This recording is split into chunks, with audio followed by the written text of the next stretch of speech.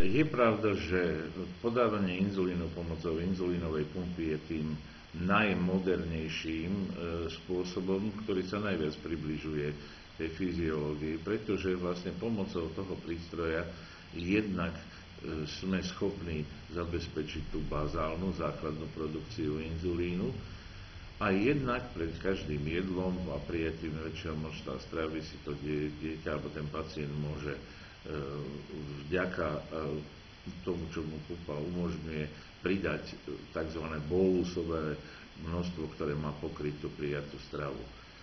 Celý tento problém, keď už odhliadneme od finančnej náročnosti, ktorá je zhruba 5-krát vyššia ako u tých ostatných klasických typov liečby, má jeden základný problém, že pumpa síce má pamäť, ale nemá rozum. To znamená, že my nemôžeme dať pumpu pacientovi, ktorý nespolupracuje, ktorý nie je dobre edukovaný a nie je dobre motivovaný. To nie je len vec pacientského komfortu. Ten z nášho pohľadu je až na druhom mieste. Že teda nemusím sa pýchať opakovane cez deň. Lebo na druhej strane môžem povedať, že aj ten kateter zavedený do podkožia môže, aj keď to vo väčšine prípadov to nerobí, ale môže spôsobovať nepríjemné pocity.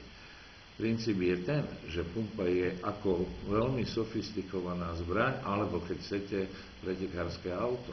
A keď neviete s ním narábať a nejavíte záujem, nie ste motivovaní, tak sa toto pretekárske auto stáva vo vašich rukách zbraňou ohrozujúcou v tomto prípade nie okolie, ale samého seba.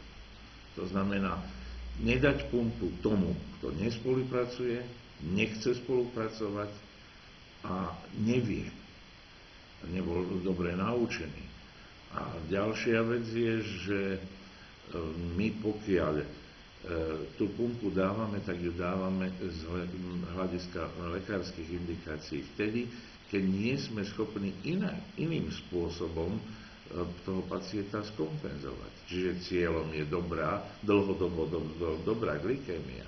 Ale nie preto, že ja to neviem, lebo nemám dostatok skúseností, lebo málo študujem a podobne, ale vtedy, keď už ozaj som vyčerpal všetky možnosti a nejde to, vtedy je pumpa na mieste.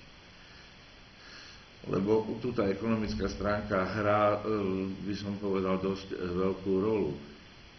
Otázka niekedy, ako dlho podávať pomocou pumpy.